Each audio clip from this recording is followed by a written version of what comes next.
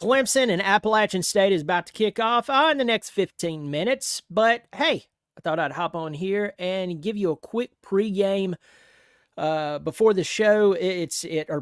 Before the game. I probably shouldn't even went live. Maybe I just should be downstairs. I don't know. But I do appreciate you joining me here. We're going to talk a little bit about Appalachian State, Clemson, what's at stake for both teams, and maybe do we have an upset brewing by Appalachian State? Before I dive into that, welcome to the show. I'm glad you're here. I'm Brian. I've been meeting a lot of you over the past week. It's just crazy. So I'm glad you're here. I hope you'll subscribe if you like what I'm doing. I talk about other teams other than Clemson, even though I'm just absolutely swimming in Clemson garb. I am glad you're here. So real quick before I go on, really sad news coming out of Clemson today. Former wide receiver DeAndre Overton passed away. And I've heard potentially the reason that he passed away, but here's the deal. The guy was only 26? And I say this all the time when I get on here and I talk Clemson football. Just hang with me here. Just hang with me here for just a second. Plus, the game's going to start in no time. So I don't have much time anyway. I talk about this. This is a great pastime. College football is a great pastime. And we all get fired up and all get worked up. And some of you agree with me. Some of you disagree with me, violently disagree with me. But at the end of the day, there's a whole lot more to life than just football. And unfortunately, this guy, I mean, he's so young, he passed away, and so I literally will be praying for praying for his family and his friends, and for everyone who's truly affected by this. And let's go out and have a good time. Even when we lose, we can get passionate about it, but at the end of the day, there's bigger fish to fry. So, also one other thing, totally on another end of the spectrum, totally different, actually a celebration. I did want to acknowledge DeAndre Overton passing away, and I'm sorry about that. But I also wanted to say happy birthday to someone who means a lot to me, watches my show all the time, and it's my nephew, Kason. He turns 12 years old today. He is a football player. He loves the Clemson Tigers. He is smart. He is a funny kid, and I'm very proud of him. So happy birthday, my friend. Happy birthday, buddy. I talked to him earlier today, and he was just as witty and crazy as ever. So happy 12th birthday. Before you know it, you'll be 41 and look like this. I'm sorry, pal. That's just life. Anyway, let's talk about Appalachian State. We know that they have this reputation of beating teams that they aren't supposed to beat. Pause there. Northern Illinois beat the number 5 Notre Dame Fighting Irish. I told you they were overrated. And I don't have a problem with Notre Dame. But anyway, I wonder what's going to happen to Marcus Freeman now. I mean, this just keeps happening. But Appalachian State comes into this game, and I think that this is a great opportunity for them to try to upset the Tigers, because last weekend, Clemson loses by 31 points. Clemson's off next weekend, and the week after that, Clemson has to play NC State, which NC State has to play Tennessee tonight. I believe that game's already kicked off. So Clemson is looking forward, and Clemson is looking back. They're looking back at this embarrassing loss. People are still coming up with I tell you what I'm really impressed with. A lot of Clemson fans are really getting good at excuses of why our teams fell apart. We got some really good excuses coming out there. But still not as good as the Gamecocks, and it'll take a lot of practice. I mean, come on, y'all. But Clemson could be looking back at that Georgia loss, still trying to figure out some stuff there, and then get caught looking 2 weeks from now at NC State. To me, this is the perfect time for Appalachian State to come in and try to upset the Tigers. But how, I know this is crazy, how does the Tigers keep this from happening? All right, this is extremely simple. Run the football. This is not Georgia. This is not Georgia. This is not Ohio State. This is not, Texas. Texas thumped Michigan today. I was like, 6.5 points. They're only a 6.5 point favorite. They're going to win by more than that. They even went beyond what I thought. But Clemson is not playing those guys. They're not playing Texas. They need to just run the football, and then try to take a couple of shots downfield. Cade does not need to do anything special this game. He doesn't.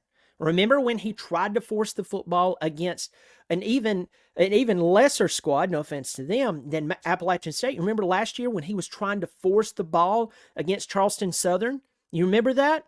Yeah, we all remember it, especially that pick six, and we're all sitting there going, what the crap is going on? So the key here, let's just take the game off of Cade's shoulders, put the game on Phil Moffa's shoulders, who I believe will answer the call. I believe the offensive line will play better against this squad because, well, they're not Georgia. And I really think that that's the key to the game. Feed Phil the ball. Get Keith Adams Jr. into it. Keep a fresh back rotating. Keep those guys bouncing back and forth. If you want to bring in one of the new guys or one of the other guys, bring them in. Do that. Don't make Cade force the ball whatsoever. Let's keep this game very simple. Let's simply win the games that we're supposed to win and simply try to avoid, which there's not another team on the schedule, folks, that's even remotely like Georgia. All right? There's not another team on the schedule that's even remotely like Georgia. So considering how the ACC is not so tough, Clemson could win a lot of its schedule. Just pause there. I'm not trying to be negative here. I'm just trying to be honest. I'm looking out for my team on the long run. The downside to that is you can get a false sense of accomplishment. Let's go back to that Notre Dame game I was talking about. Marcus Freeman, after his win last week against Texas A&M, his old coach, Jim Tressel, called him and said, hey, don't get a false sense that you guys accomplished something. You need to stay on top of these guys. What just happened? They just lost to Northern Illinois. So we don't want Clemson to lose games they don't supposed to lose, but we need to be realistic about their progression. So tonight, go out, feed the football to Moffa. Cade, don't force anything. Get Wesco and Moore involved in the game. Those two guys, we were, all the Clemson sports writers was writing until their pens were empty. I know they were typing, but you get where I'm going with this. They were talking about Wesco. They were talking about Moore. They were talking about... They barely played last week. But there were guys out on the field who shouldn't have been out on the field. I don't care how long they've been at Clemson. So get Wesco and TJ Moore acclimated to the game. This would be a good game to get them acclimated. But Cade, don't force anything that is there. And Garrett, open up the playbook, okay? Open up the flipping play. You don't have, well, I take that back, okay? I rebut myself. Keep it simple. Feed Phil the ball. Get it to your tight ends. Get Wesco and TJ Moore involved here and there. But feed Phil the ball. Clemson's defense, just come out and play solid defense. You've been doing that. You were doing it last week. It was 6-0 at halftime. Clemson just got tired. That was not Clemson's defense problem last week. Yes, there was a couple of players, one particular player who got picked on, and I just don't think was ready for the moment. I don't know if they were tweaked and they were trying to play through it. I don't know. But here's what I'm telling you. Again, Appalachian State is not Georgia. Learn from last week as much as you can. Come in and play Appalachian State, knowing that they very well want to beat you. They very much want Clemson to join the ranks of Michigan and Texas A&M and other teams that they beat who they had no business, on paper, beating. So that's the key to the game. I'm going to get into the comment section, say hello, and then I'm going to go downstairs. Hang out and watch TV, watch the Clemson game, get in here, say hello. Jonathan Benton, we going to Notre Dame this tonight? I hope not. I think Notre Dame needs to start focusing on hiring legitimate coaches, head coaches, that is. I'm not taking a shot at Marcus Freeman. Marcus Freeman, that was too much too quick for him. And I think that this is going to hurt him more than it helped him. He was a good DC, but Marcus Freeman's just too much too soon. Hopefully we don't Notre Dame this tonight. Appalachian State wins nail-biter 44-17. You're just being funny tonight. Parker Henderson supporting the channel. Thank you for supporting the channel, subscribing, and he joined it. That's that symbol beside his name. He joins on a monthly basis. Thank you so much. Bruce C. May there, Brian. You're thinking about the other channel. By the way, the other channel does exist. Bobby Durkins. Go check out Bobby Durkins. He's stupid. He's stupid. And Bobby Durkins hates me. It just is what it is. Says, God Clemson. Let's go Tigers for DeAndre. Remember 07. App beats Michigan. Yep, they did. They did. Ridge Runner, bring out the Lucky Rabbit's foot. Tyler Brown, Antonio Williams, Bryant Wesco announced his starters at wide receiver on the huge Dabotron in the stadium. Well, that's good. Got Bryant Wesco. We need to get every one of them involved. They will throw deep to Turner on the first series. This has to be Ruby Ridge. It is so good.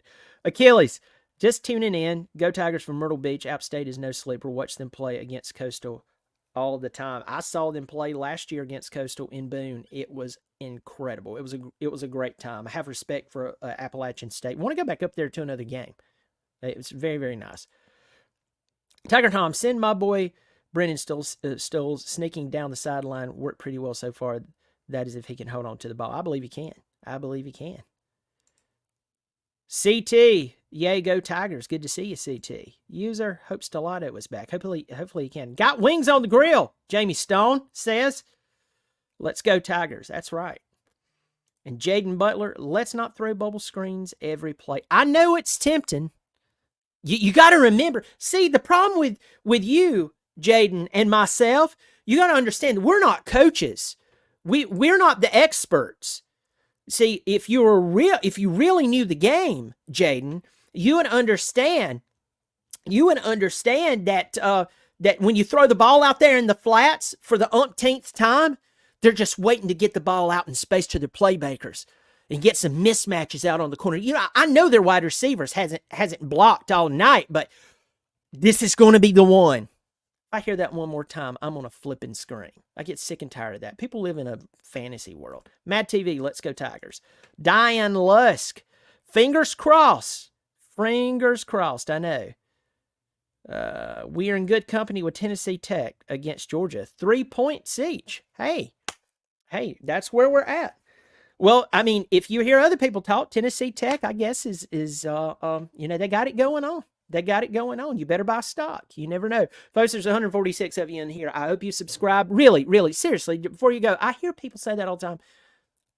It's free. So if you like what I'm doing, I hope you'll do that. I'm going to try to be back here at halftime for a halftime show. I hope you'll join me. And just drop in here and say hello. I'll answer this one last question. How long you been a Tigers fan and where you from? I'm from Seneca, so I'm right outside of Clemson. I grew up in that area.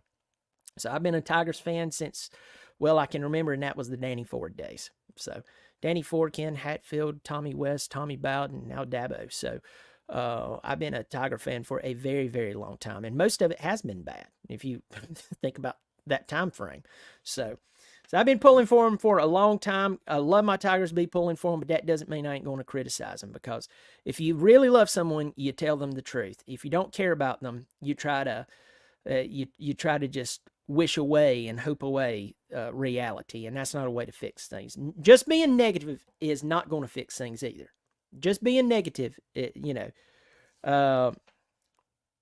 so you don't want to just be negative. That's what I'm trying to say. But at the same time, lying about it, that's not helping anybody. CT says, "Hey, I'm in Seneca too." Oh yeah. I no longer live in Seneca. I live in the Greenville area now. So y'all take care of yourself. See you at halftime as always. Please don't blow this. Go Tigers.